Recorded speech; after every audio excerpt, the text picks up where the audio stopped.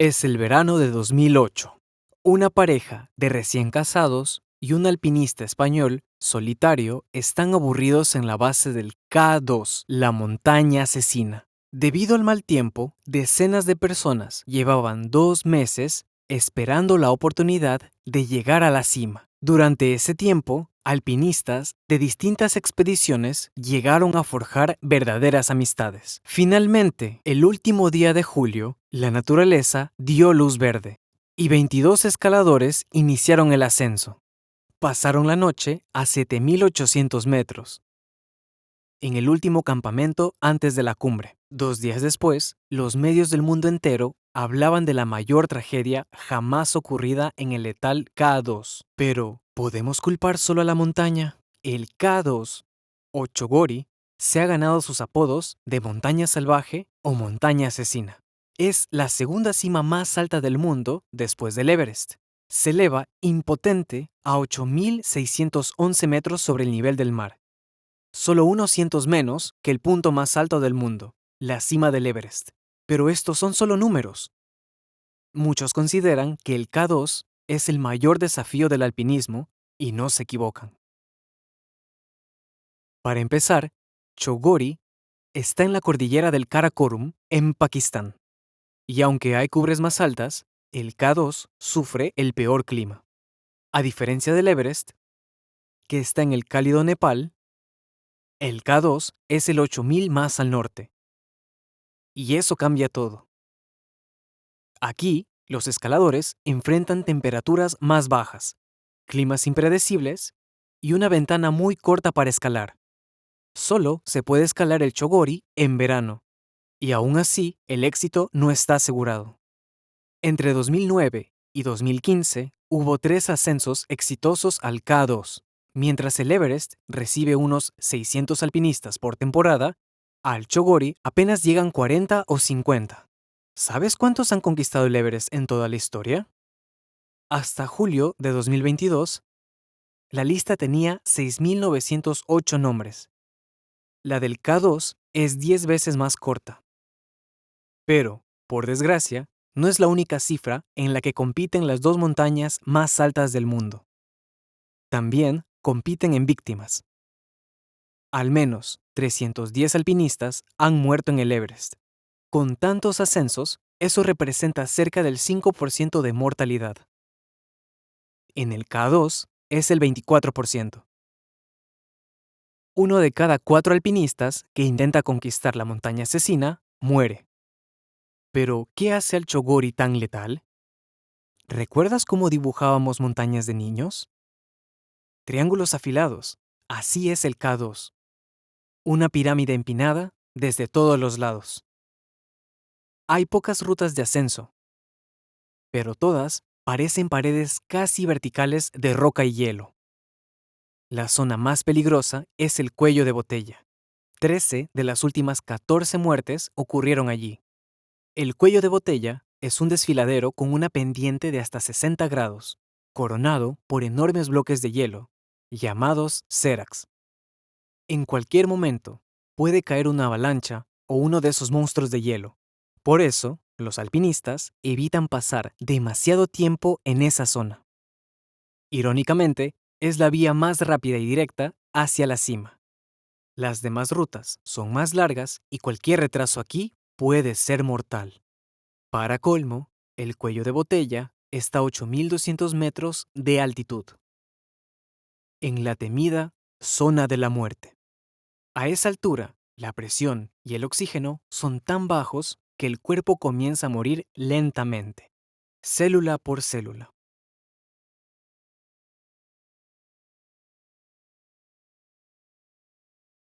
La zona de muerte comienza a los 8.000 metros.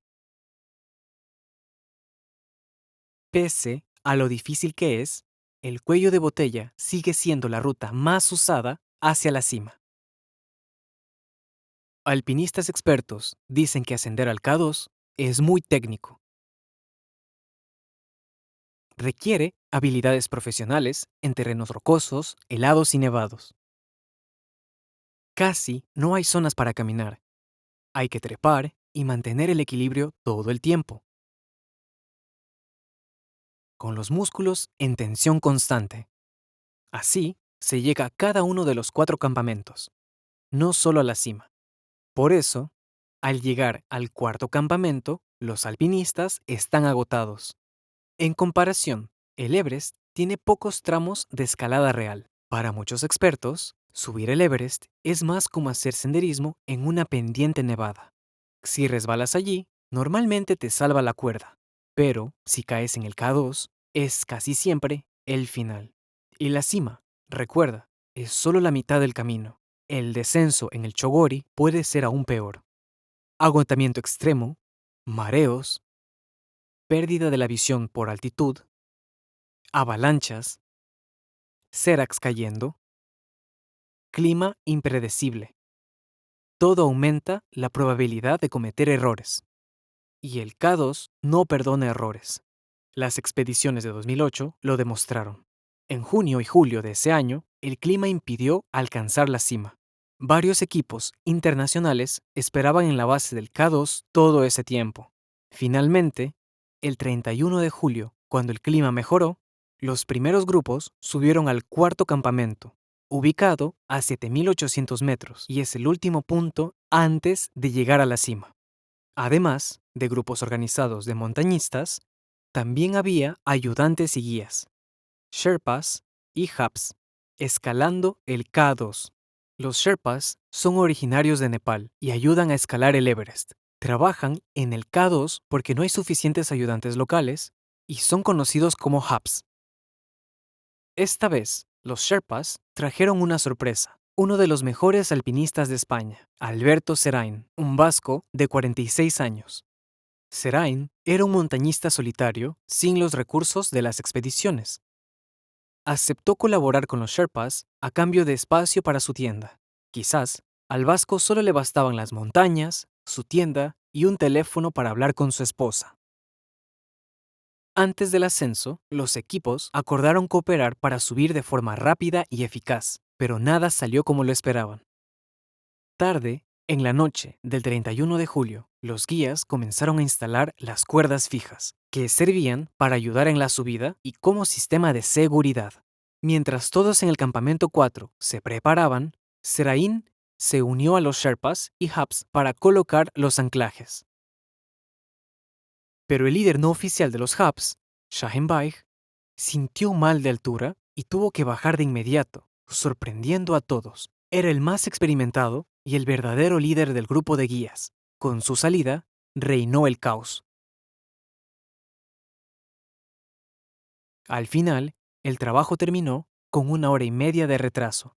Pero un pequeño retraso no podía causar una tragedia, ¿o sí?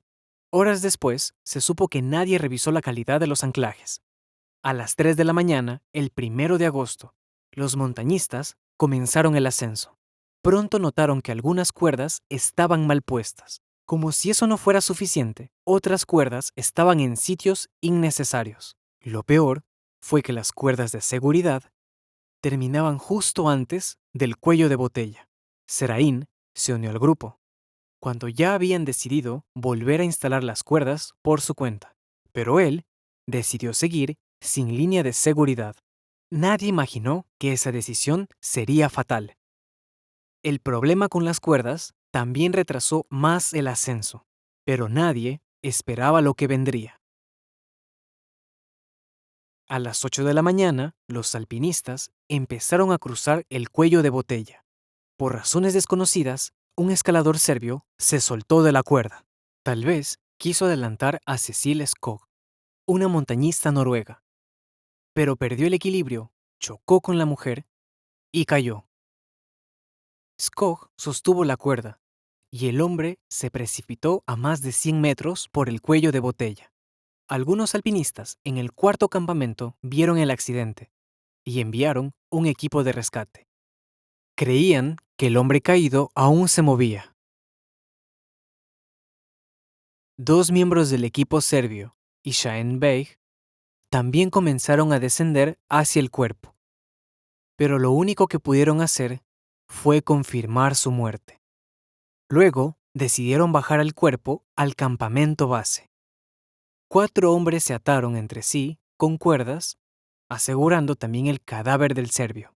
Acordaron que, si alguien caía, se soltaría de la cuerda común para no arrastrar a los demás. Desde el inicio, notaron algo extraño con Beg. Parecía tener mal de altura, hablaba con dificultad y caminaba inseguro. Finalmente, Beg chocó con uno de los alpinistas y empezó a caer. A pesar del acuerdo, tardó en soltarse de la cuerda. Pero cuando lo hizo, para sorpresa de los demás, no intentó aferrarse a la ladera y cayó directo al abismo. Tras eso, los serbios envolvieron el cuerpo de su compañero con una bandera y lo dejaron en la montaña. Por esta tragedia, 4 alpinistas más renunciaron a la cumbre y regresaron al campamento base. El resto siguió ascendiendo. Debido a tantos retrasos, llegaron a la cima mucho más tarde de lo planeado. El ascenso debía terminar antes de las 5 de la tarde, para permitir el descenso antes del anochecer, ya que al caer el sol la temperatura desciende bruscamente y la oscuridad complica avanzar. Pero ese día, los últimos alpinistas alcanzaron la cima del K2 recién a las 8 de la noche. 18 personas llegaron a la cima en total. Para entonces, Alberto Serain ya había regresado al campamento base. Conquistó el K2 a las 3 de la tarde, pasó el cuello de botella sin problemas y fue a descansar. Su teléfono satelital se quedó sin batería, así que no supo que había dormido durante la peor tragedia en la historia del K2. Mientras tanto, su esposa Patricia ya había oído las noticias y no podía comunicarse con él. Se quedó esperando, sin saber si su marido había sobrevivido. Pero no todas las esposas tuvieron la misma suerte que Patricia ese día. Cecile Skog, montañista noruega experimentada, alcanzó la cima con su compañero 2 horas después de Serain. A solo 100 metros de la cumbre, su esposo, Rolf Bae, se detuvo. Estaba agotado y tal vez con mal de altura. Así que decidió no seguir. Cecile y Rolf se habían casado apenas el año anterior. Ella fue la primera mujer en llegar a ambos polos y escalar las montañas más altas de cada continente. Él era explorador del Ártico y montañista, siempre apoyándola. Él llevó un sofá inflable, de colores, al K2 para ver películas con ella en su tienda. No sabían que sería la última vez. Cuando Rodolf volvió a verla, ya había oscurecido. El equipo noruego comenzó el descenso. Todos aún ilesos. Estaban por cruzar el cuello de botella cuando un Serac cayó desde lo alto.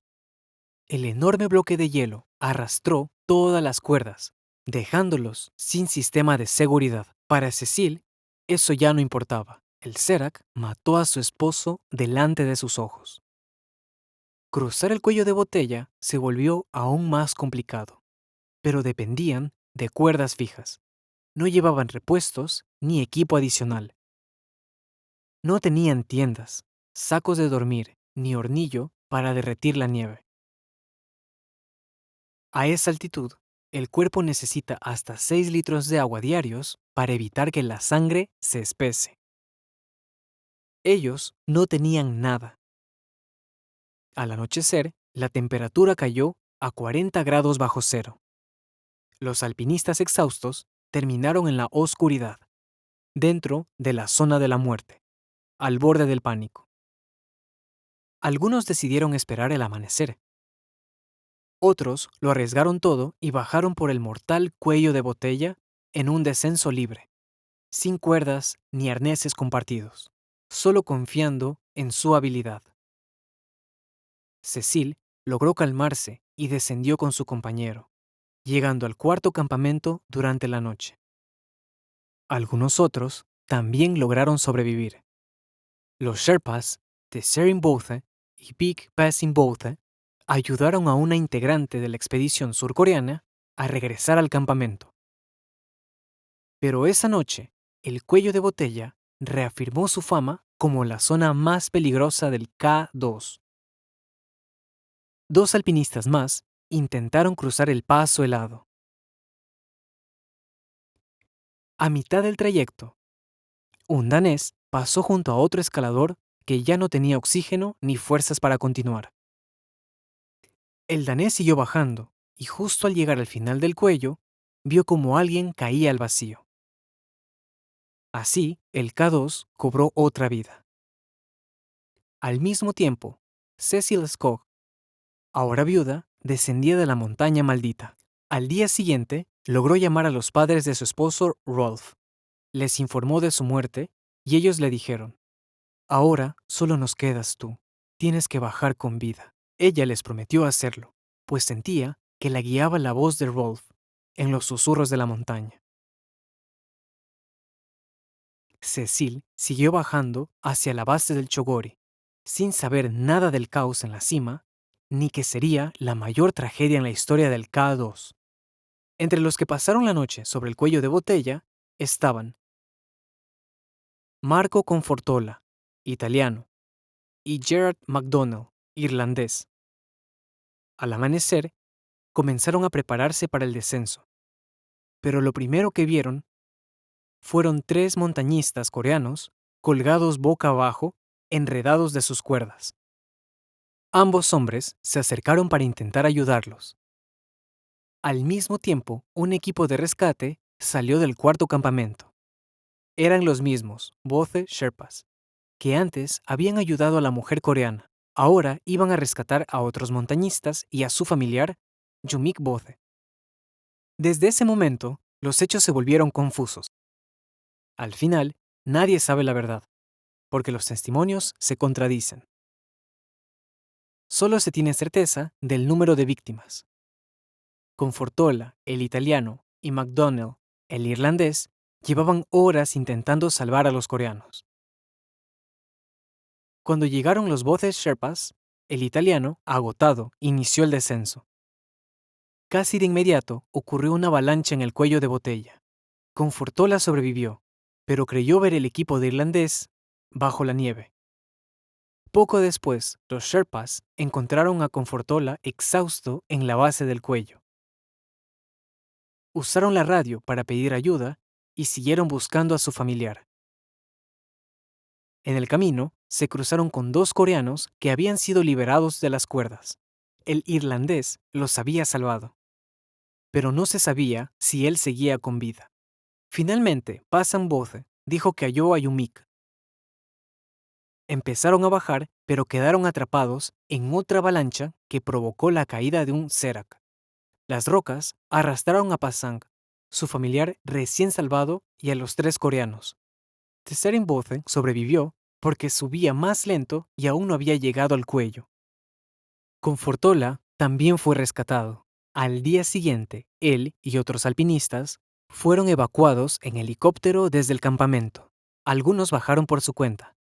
Cecil Skog fue una de ellos. Se confirmó que el irlandés, quien había salvado a los coreanos, perdió la vida. Las condiciones y el momento exacto de su muerte siguen sin aclararse. Para Nicholas Rice, un joven estadounidense, su primer ascenso al K2 no empezó bien. Por la noche, derramó agua en sus calcetines. Y cuando estás por subir a una montaña, la ropa mojada causa congelación. Por esta situación vergonzosa, Rice se perdió el inicio del ascenso. Su intención era llegar a la cima junto a su nuevo amigo, el francés Hugues Dauberge. Los dos se hicieron amigos durante la larga espera por el permiso. Era el tercer intento del francés en la montaña salvaje, y Rice lo apoyaba con entusiasmo. Dauberge trataba al joven como un hijo. Esa mañana Rice salió del campamento y vio una fila hacia la cima. Sus pies ya empezaban a congelarse. El estadounidense dudó si continuar, y tras las 2 primeras muertes, decidió empacar. Su temporada en el K2 había terminado. Aún así, seguía apoyando y preocupado por Dauberge. El francés avanzaba con determinación. Había decidido que sería su último ascenso. Tras la caída de un serak en el cuello de botella, Rice perdió contacto con él. Según sus cálculos, Dauberge ya debía haber alcanzado la cumbre. Desde entonces, Rice observaba la montaña con su telescopio desde el campamento 4, intentando saber algo de su amigo. Por mucho tiempo no hubo noticias. Después se supo que el francés murió a la 1 de la madrugada. Un montañista danés probablemente presenció su muerte al momento de pasar por el cuello de botella. El Hap de Dauberge, Karim, también murió en circunstancias desconocidas. Sus muertes siguen siendo un misterio. Tras enterarse del fallecimiento de Dauberge, Rice cumplió su último deseo. El día anterior, ambos habían intercambiado los números de sus familiares más cercanos, por si algo terrible pasaba. El estadounidense sabía que la hija menor del francés se casaría pronto.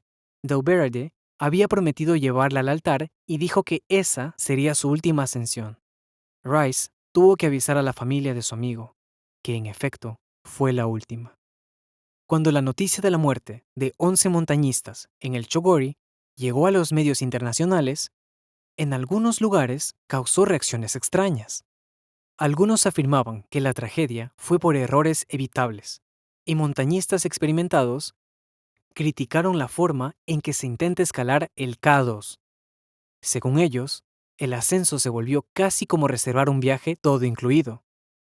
Y no estaban tan equivocados. El K2 parece estar volviéndose tan comercial como el Everest, donde hay largas filas para llegar a la cima. En julio de 2022, se tomaron fotos impactantes en la cumbre del Chogori. Justo en el peligroso cuello de botella, decenas de montañistas estaban en fila, como si esperaran café. Ese día, 145 personas llegaron a la cima, y pensar que en toda la historia, solo 700 lo han logrado. Lo único que los vendedores de cumbres y algunos montañistas ignoran que esta montaña salvaje solo no será menos dura ni menos letal, y eso significa que seguirá cobrando más vidas. ¿Crees que existe el riesgo de que K2 se vuelva una montaña comercial? Déjanos tu opinión en los comentarios.